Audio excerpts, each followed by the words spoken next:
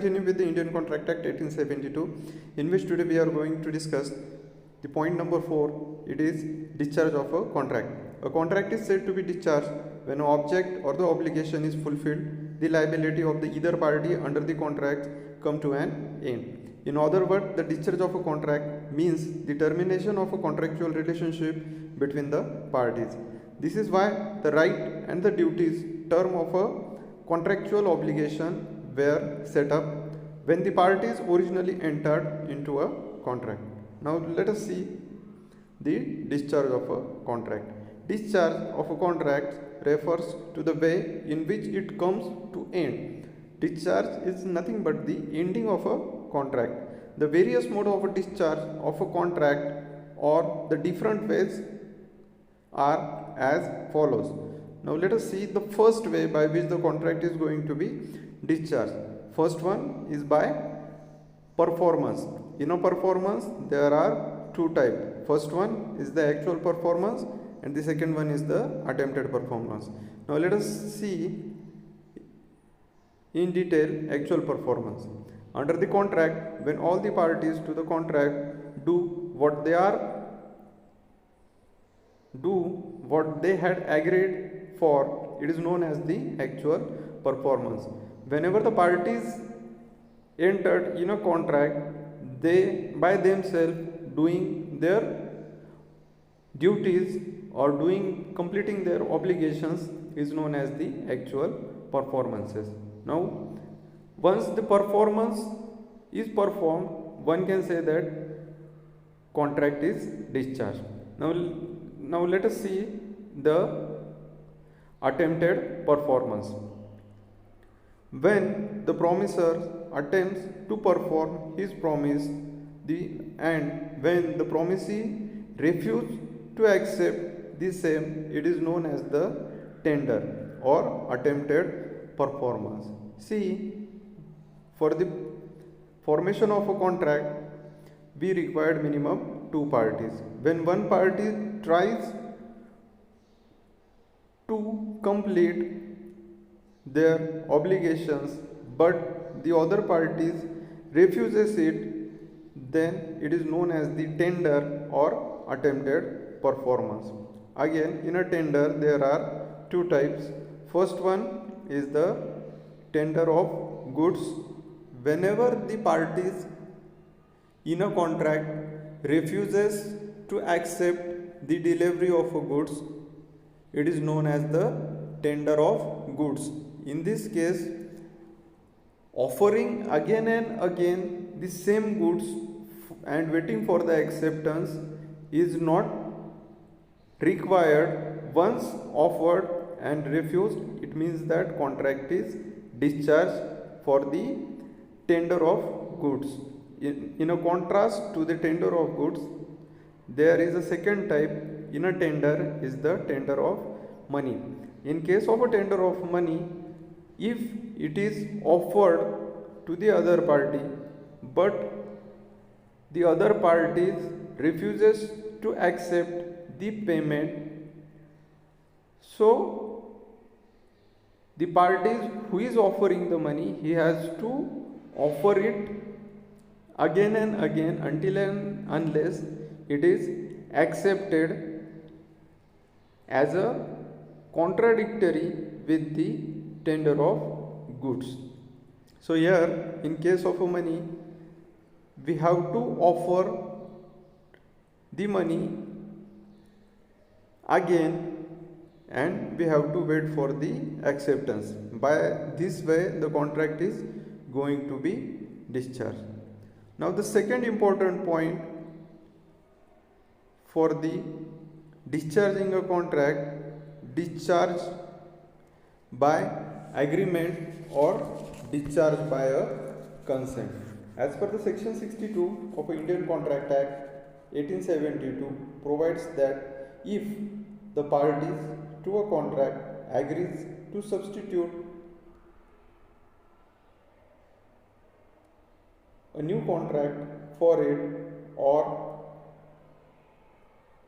change it or alter it, the original contracts need not to be performed. under the heading effect of novation, recession and the alteration of a contract. Now there are 6 types through which discharge of a contract through agreement or consent should be taken place are mentioned below. The first one is the novation. When the parties to a contract agrees to substitute the existing contract with a new contract is called as the novation. Now let us see, the novation means what?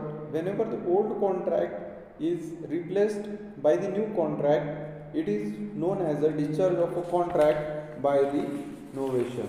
Now the second important point is the alteration. Now in case of a alteration, when one or more term of a contract is altered by the mutual consent of the parties to the contract is known as the alteration of a contract. Now in a case of a alteration of a contract, few terms or few conditions, if they are altered, then it is called as the discharge of a contract by alteration. Now once we escape, now discuss again the same one is the rescission of a contract. When all or some of the terms of a contract are cancelled, that is known as the rescission of the contract. If the some terms cancelled or all the terms are cancelled, it is known as the rescission of a contract. Now the next one is the remission of a contract. As per the section 63 of Indian Contract Act 1872, the discharge of a contract, if the parties to the contract ready to accept the lesser sum or the lesser performances for the promises. Remission means what? The contracting parties mutually agreed to accept the lower sum or the lesser performances, it is known as the remission. The next one is the waiver.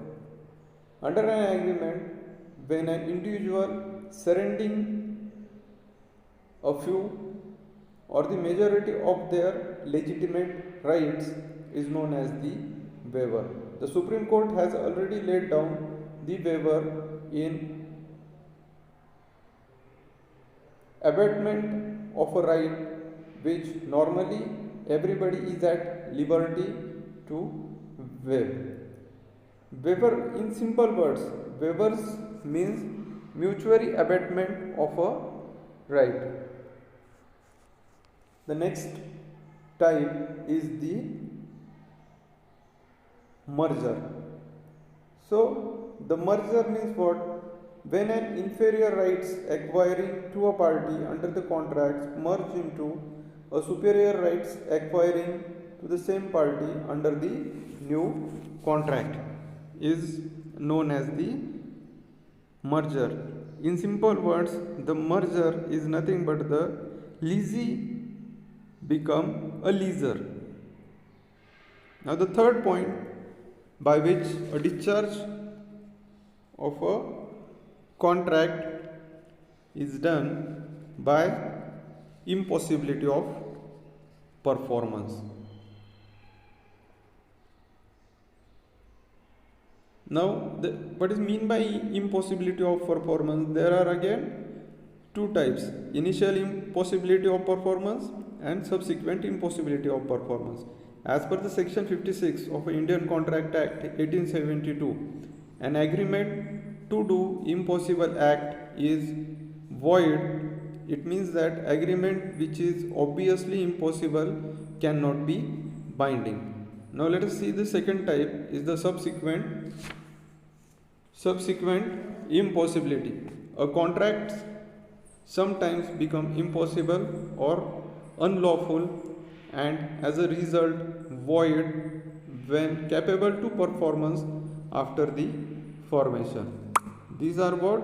These are the impossibility of performance. Now the next type for the discharge of a contract is by lapse of a time. So specified period for the performance of a contract prescribed by the Limitation Act 1963. If a contract is not performed and no legal action is taken by the promisee within the period of a limitation, the contract is discharged and he is deprived of his remedy at law. So the example for the discharge by lapse of a time is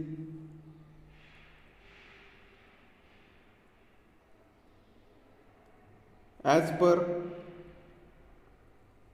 specified by the Limitation Act 1963. Now the next type is the discharge by operation of law. A contract can be discharged by the operation of law which includes insolvency or death of a promisor and also merger or judgment of a court. See, if such events happen with the parties such as death, insolvency or merger or a special judgment from a court, if it is directly affect to the contracting parties, then the contract is said to be discharged.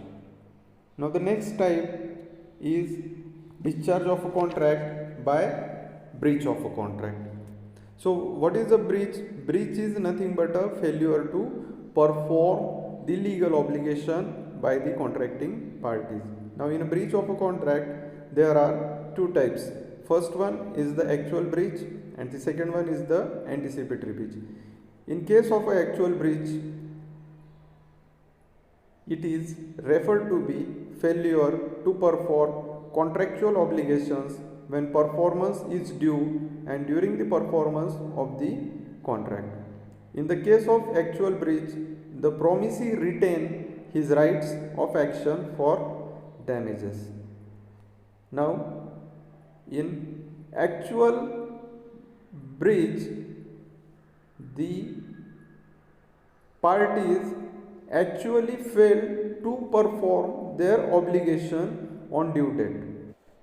In case of anticipatory breach, it takes place before the date of actual performance. In anticipatory breach, the promisee cannot file a suit for damage and even it is discharged the promisor also by performing his part of the contract. It may take place in a two ways, expressly by the word or impliedly by the contract. So by these ways, the discharge of a contract happen. Thank you very much.